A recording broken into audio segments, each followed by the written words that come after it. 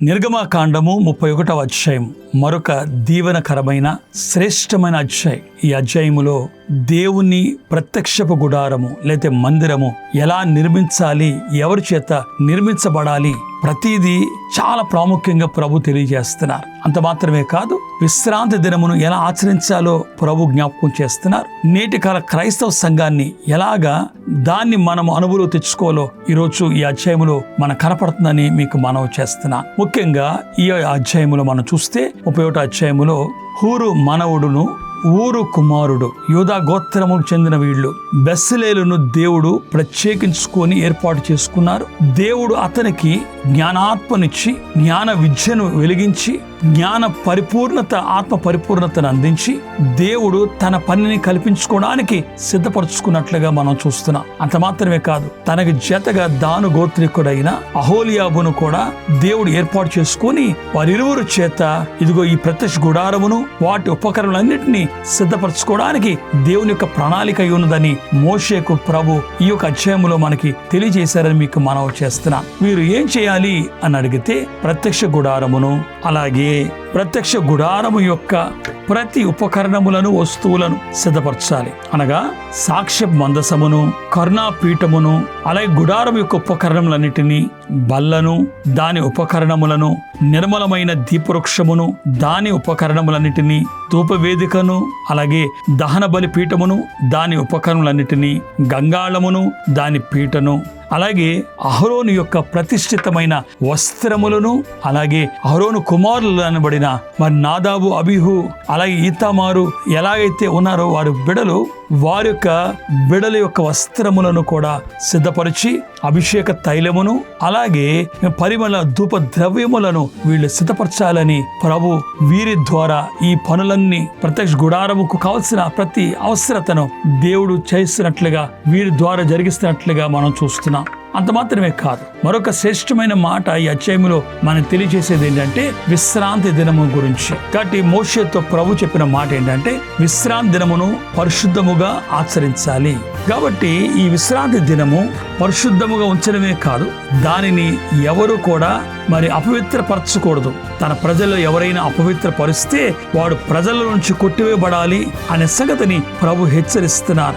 6 దినములు మనం పని చేసుకోవచ్చు ఇష్టానుసారంగా, కానీ 7వ దినము యెహోవాకు ప్రతిష్ఠితమైన దినము గనుక ప్రతిష్ఠితమైన దినమున విశ్రాంతి దినముగా ఆచరించుచు ఆ విశ్రాంతి దినమును ఎవరు ఏ పని చేయకూడదని ప్రభు జ్ఞాపకం చేస్తున్నారు. ఒకవేళ ఎవరైనా ఆ పని చేస్తే వారికి మరణ శిక్షే అని ప్రభు మరొకసారి హెచ్చరిస్తున్నారు. ఎందుకంటే ప్రభు ఆ దినమున 6 దినములు ఆయన సృష్టి అంతటిని కలుగజేసి 7వ దినమున ఆయన విశ్రమించారు గనుక ఇది ఆయన నిత్య నిబంధన దినము గనుక, ఇది ప్రజలతో ఆయన చేసుకున్న నిత్య నిబంధన గనుక ఆ దినమున వారు తప్పనిసరిగా విశ్రాంతి తీసుకున్న ప్రభు వలె వారు కూడా దేవుని సన్నిధిలో మరి విశ్రాంతి తీసుకొని ఆచరించాలని ప్రభు జ్ఞాపకం చేస్తున్నారు. ప్రియమైన దేవుని పిల్లలారా, ఇది ఈ అధ్యాయంలో ఒక సారాంశం మనకు కనపడుతుంది. ఈ అధ్యాయంలో ప్రాముఖ్యంగా మనం నేటి కాలం ఎలా అర్థం చేసుకోవాలి అంటే ప్రత్యక్ష గుడారం అన్నా మందిరం అన్నా నేను ఒకలాగే చూస్తాను. ఈ మందిరమునకు ఎలాగైతే దేవుడు అహోలియాబును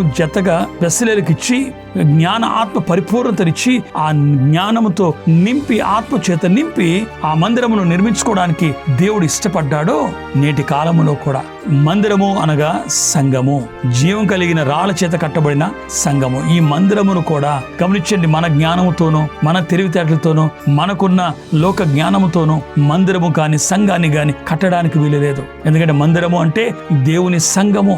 సంఘము నిర్మించేటప్పుడు ఖచ్చితంగా ప్రతి సేవకురాండ్లు గమనించండి, ఎవరైతే దేవుని పరిచర్యకు నియమించుకున్నారో ఖచ్చితంగా దేవుని ఆత్మ చేత నింపబడాలి, దేవుని ఆత్మ పరిపూర్ణత కావాలి, దేవుని ఆత్మ విద్య జ్ఞానము సంపాదించుకోవాలి.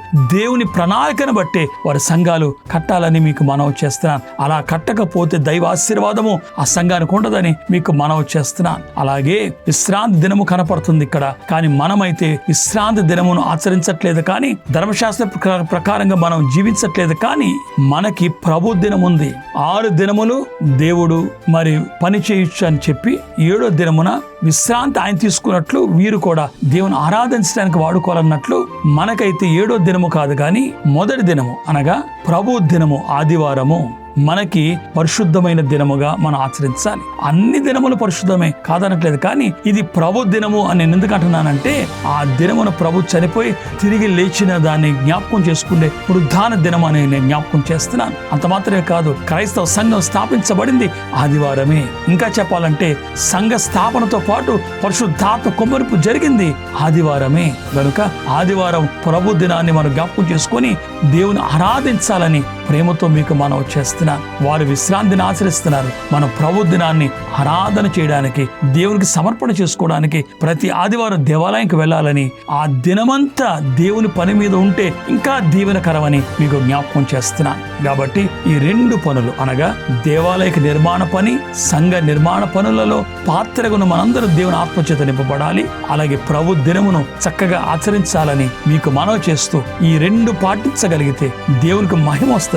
మీకు నాకు దీవెన, ఆశీర్వాదము. అట్టి దీవెన దేవుడు మీకు అనుగ్రహించును గాక. ఆమేన్.